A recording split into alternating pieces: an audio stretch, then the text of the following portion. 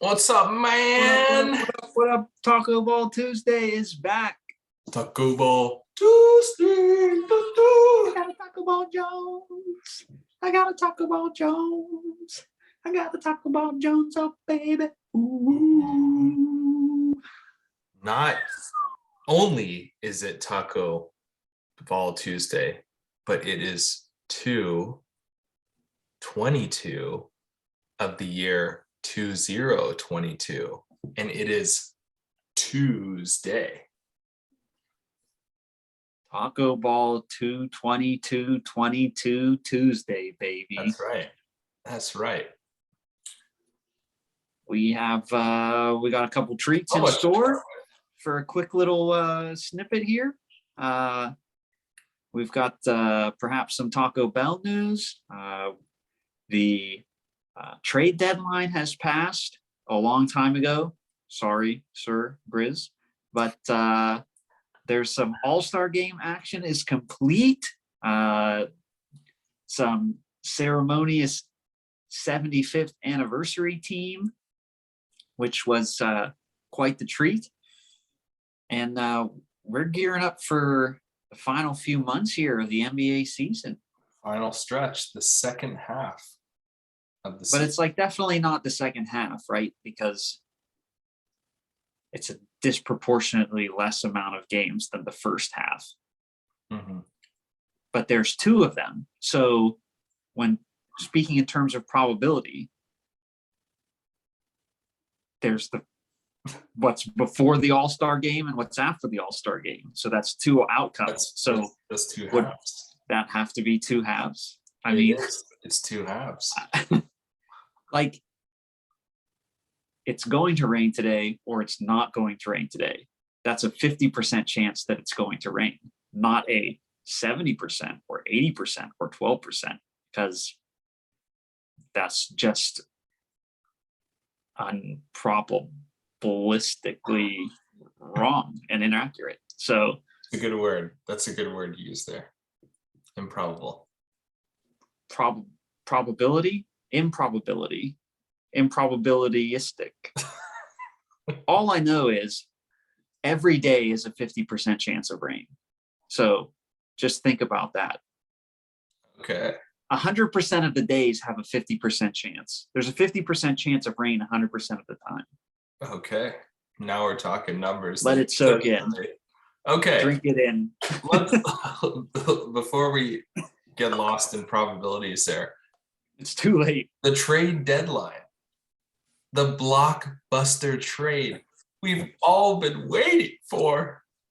Ben Simmons is no longer a Sixer. And who did the Sixers take in his place? Break it down for me, JC. Well, the Sixers took somebody who has been, I would say, more destructive than Ben Simmons and just about everywhere he's been.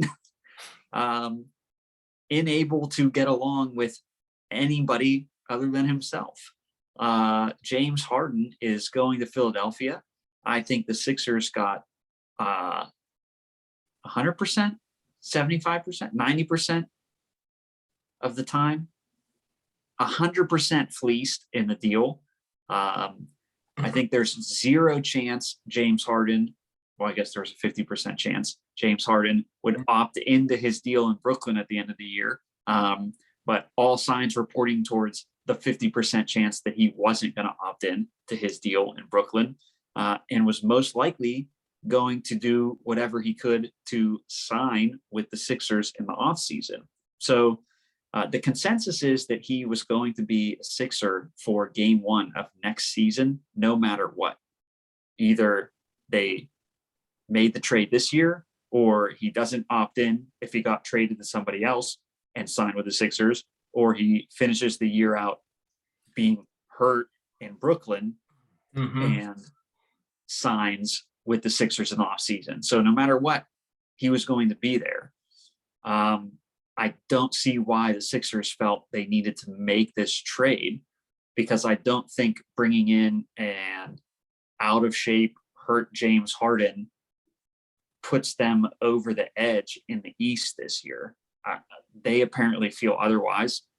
They're the experts, and we will, I guess, cede our expertise to their expertise because they get paid lots of money and we have one person watching. So you tell me who the experts are. Trust the science. Trust the scientists? The science, yeah. Who are the experts? Science of probability? The science. Is probability a theory or is it a fact? It's a fact. 50% of the time. It's a fact. Yes, it's either a fact or it's not a fact. It's not a fact. Got a 50% chance it's a fact. Yeah. So you're, like, you're very pessimistic about this trade. I didn't see. I think in the long run,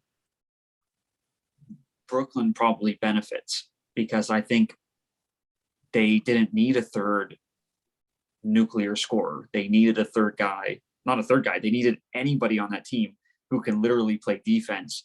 And Ben Simmons is all NBA defense. He is possible defensive player of the year candidate for the next 5 years or plus. I don't know how long he stays there, if he gels with the other, I don't know, attitudes there or not, but he's going to a team where no one's looking for him to shoot. They now get a post presence. They have 2 prolific outside scorers and mid-range scorers and finishers of the basketball. 3 actually finishers of the basketball because Ben Simmons is money down low. And they have somebody who is going to make up for a lot of their deficiencies. Durant and Kyrie's on the defensive end at this stage of their career. So let me ask you this question. Yeah. Which team finishes the season better and which team makes a deeper run in the playoffs? I think Philly finishes the season better just because they're already better. I don't know how long it's going to take for either of them to actually start playing, but Embiid has already proven that he is going to lead Philadelphia to a better record than Durant and Kyrie are because Kyrie is part-time and Durant is still hurt and he has no timetable for return. I don't even know if he's specified what it is that's actually been hurt. So I think for sure Philly finishes ahead. I think Philly probably makes a deeper run because of the same factors. I think Embiid is that powerful and that good to, take them on a much farther run than whatever is going to happen in Brooklyn. I think it's going to take them a bit longer to figure out. I mean, they had a year and a half, less than a year and a half, maybe 1 full year by the time Harden got there last year after protesting his way out of Houston to get there. And those 3 guys played 16 games together, never developed any type of chemistry or consistency. So I have no plans on Brooklyn figuring it out this year. I think they're going to need a training camp and a full season under their belts. Although I think there's part of the counter argument is, did James Harden ever want to be in Brooklyn? Did he really, was he even motivated to play with those guys in the first place? Do you buy that thing where he mentioned that now that he's in Philly, he's thrown a lot of shade at the Nets in saying that surrounded by guys that didn't want to do what it took to win, and that if it were his decision, he would have not gone to the Nets. Didn't he force his way out of Houston so that he could get there? Well, he forced his way out of Houston, but wasn't his introductory press conference about scary hours?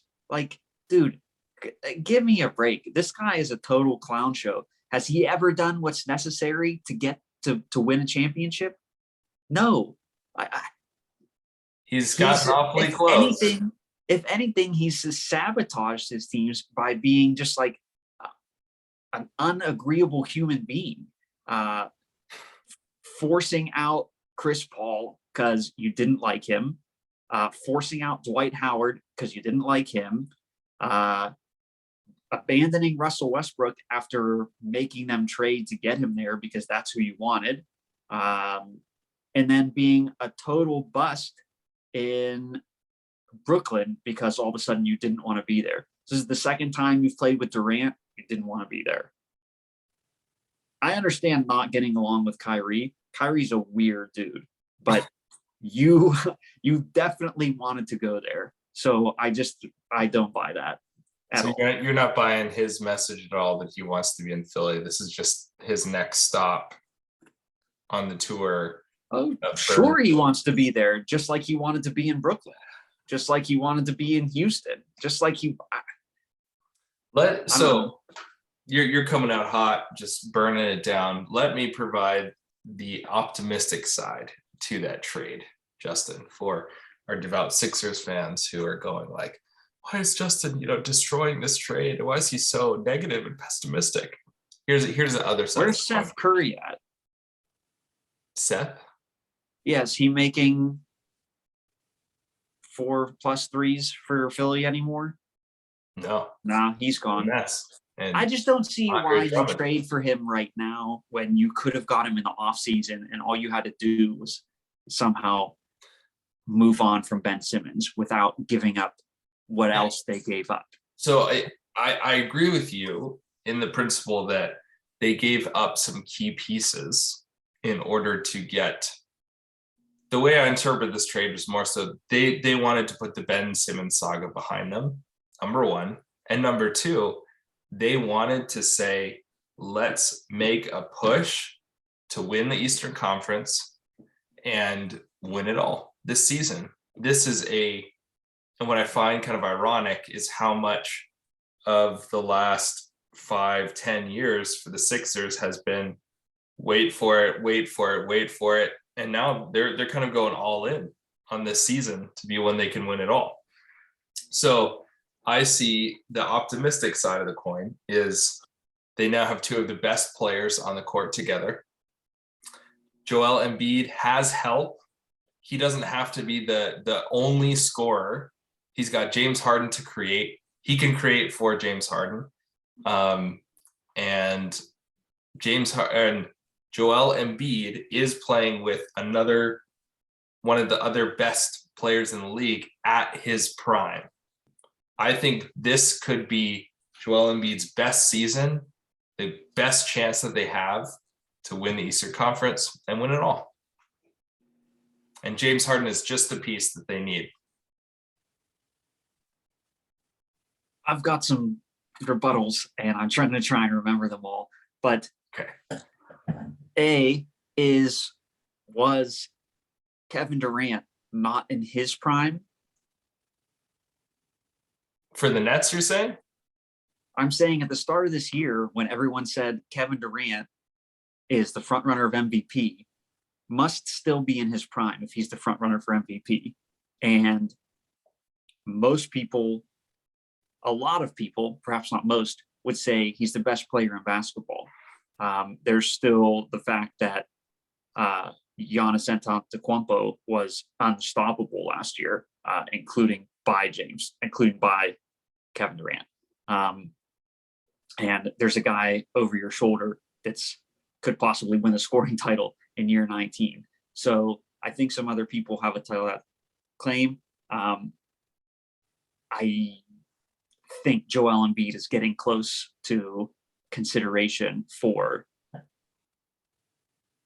those four guys. So I don't think going from one guy who was best in the league to somebody else who's best in the league makes James Harden any good.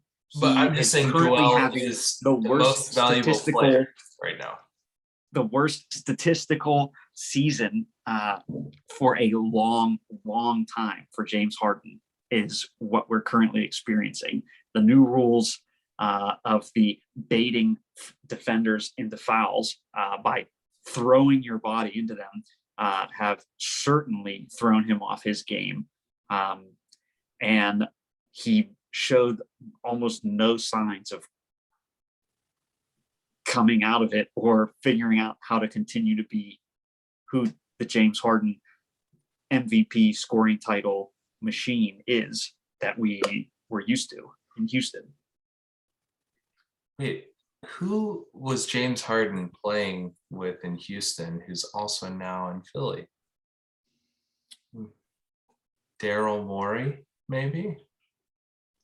Oh, I Maybe must have missed maybe- those seasons in Houston where Daryl Morey was suited up and No, I not didn't playing, realize he was on the but court. same organization. Maybe Daryl Morey is the key that unlocks James Harden's I great. think they have a good relationship, which is why he wanted to go to Philadelphia. But I don't know. He played with Chris Paul in Houston. He's gone. Those were They made it close. most dangerous, the most dangerous teams they had. They had Golden State. They had them beat. They did. A Chris Paul hamstring away from What could have been? what could have been a loss to LeBron in the finals. But Like a true Cleveland fan. Okay, that's enough. That's enough of our. well, I just need to know, Grizz, how do you feel about the trade? Are you pumped? Do you think Philly has a legit chance? I have an interesting wager, but I need to know where you stand, because if you're already on my side, there's no point in wagering. But Okay. just let me know. You all in? Does Philly win a title this year? Yes or no? Also, I think this trade, giving up some of the assets they gave up, doesn't help the Joel Embiid 5 more years of prime Joel Embiid. Sure. I would say bring on Harden next year, give up less to get rid of Simmons, and have maybe some draft capital or assets, because my goal with Embiid in his prime, say the next 5 years, is to win 2 titles, 1 to 2 championships in the next 5 years with Joel Embiid. Don't waste his prime by getting rid of unnecessary assets to get James Harden for 2 months. Interesting. Play the longer game instead of the. But not like the longer game, like literally just wait until the next end of the season. Yeah. I mean, the East is pretty open right now. You see what Embiid's doing in the East with who was there and available. So I don't think you're punting on this season, because the East is gettable. It doesn't, like, there's such a log jam and there's a lot of newcomers that Embiid has. Dude, I really am desperately, I just want to see Embiid and Giannis in a 7-game series. Please, basketball gods. Yes. Unless the Cavs knock them both out in rounds like 1 and 2, just let me have that. That's what you want. And we haven't gotten it. We have not gotten it. I'm desperate for that matchup. I want to see it happen. I think the East is gettable, so I don't think you had to. I mean, I guess you say, oh, this puts us over the top in the East because it is so wide open. But I just don't think you waste the whole of Embiid's prime to try and chase a championship this season. Yeah, to give yourself like 3 months to try and figure it out, and then you now no longer have any pieces going forward. But so you bring up an interesting piece with how wide open the East is. This is kind of a fun fact looking at the standings. Number 1 seed in the East right now is a tie between the Heat and the Bulls, sitting at a 38-21 record. Number 8 is the Nets with a 31-28 record. So the fact that there's seven games between the number 1 and the number 8 seed is pretty wild to me. Go even farther down the list. How, like, 10, even 11 and 12 teams, I think, are still like just a matter of games. Just a matter of games out of it. I mean, the Knicks are 3 games behind they're like 6 games behind the Nets. But yeah, enough of that. What happened? What happened over the weekend, Justin? What happened in Cleveland? Well, the Cleveland Cavaliers just dominated All-Star Weekend on their home court. Yeah, for sure. Let's see. Isaac Okoro and Evan Mobley were the 2 top players on the winning Rising Stars team when they had their 4-team mini tournament, which was pretty cool to see. Then the next night, Rising Stars Challenge, Jared Allen, Evan Mobley, and Darius Garland dominated the skills competition with a first attempt half-court shot by Evan Mobley to seal the deal. Then Jared Allen and Darius Garland are on Team LeBron, and they are the winning All-Star team. So the only events, the dunk contest and 3-point contest, the Cavs didn't have any representatives, or the only events that they didn't win. So I think they put on a show and showed out. I think the fans were awesome in the fact that they gave Draymond Green and Steph Curry the most ceremonious boos that I could have been proud of. I was booing right along with you from my couch. Steph Curry set the All-Star game on fire with like 16 threes or something just totally insane, 13 out of 17, something ridiculous. And then he went cold in the 4th quarter, and what do you know? LeBron freaking James hits the game winner. Ridiculous. They had a pretty awesome ceremony with a majority of the top 75 players of all time. There were several players who didn't go, most notably Anthony Davis and Russell Westbrook. Why didn't you go? This is like one of the honors of a lifetime, and you couldn't be bothered to show up. Real nice. They had to get in the right mental state to try to recover the rest of the season. Yeah, good luck. I don't think there's a mental state right enough to get you guys to recover.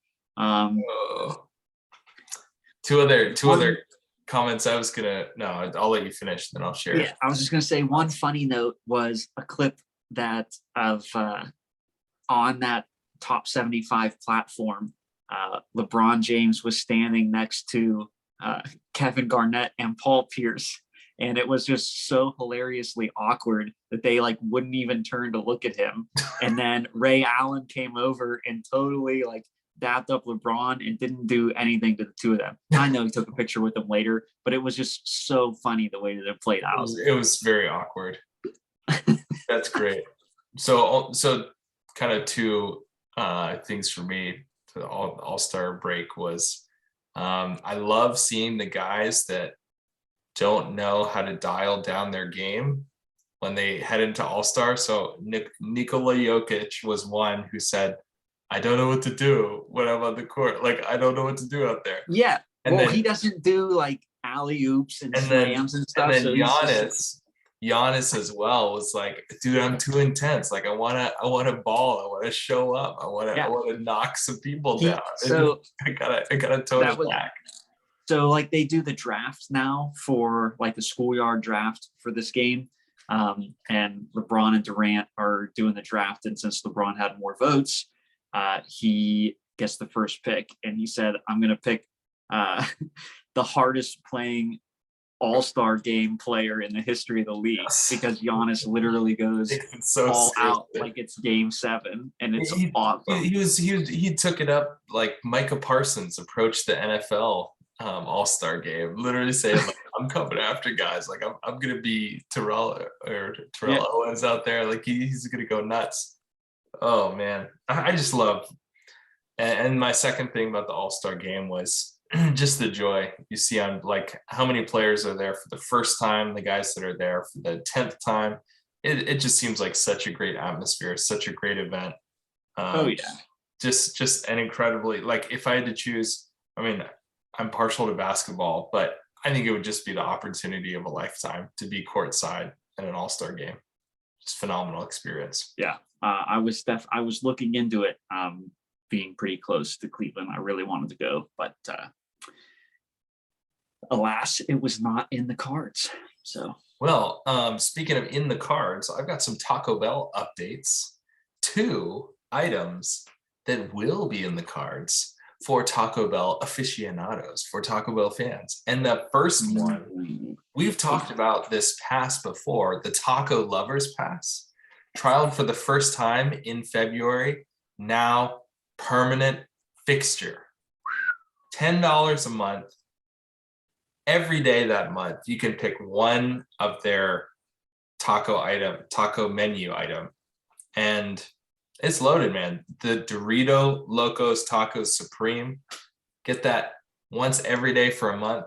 Holy cow. You're saving money.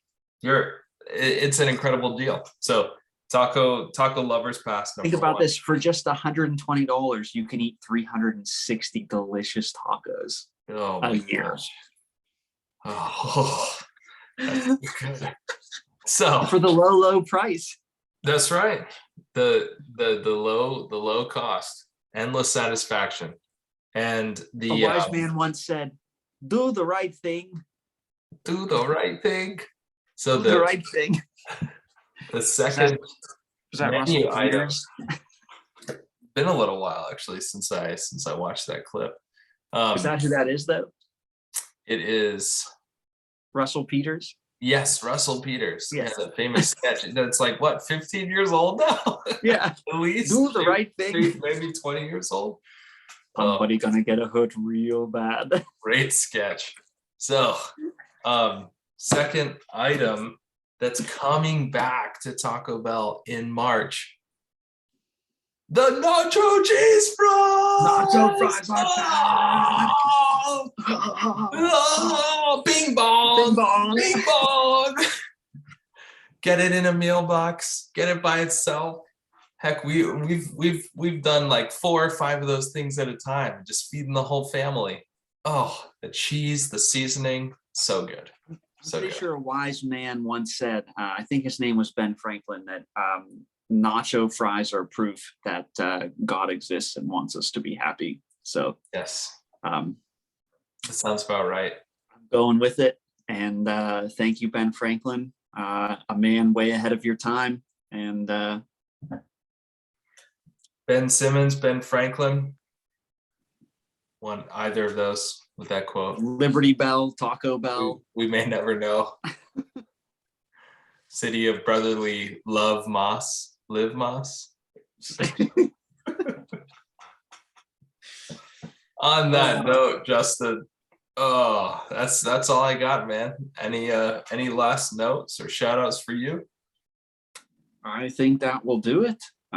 It's great to be back, record another episode. Looking for the action to get fired back up this week after the break, and can't wait for the home stretch here. The second 50% of the season. 50% chance that the rest of the season will go on the first half of the after season. the first half of the season. Great with maths and probabilities. Yes. All right, my friend. Good to be here. Good to be back. Grace and peace. Yo quiero Taco Ball. Live Moss.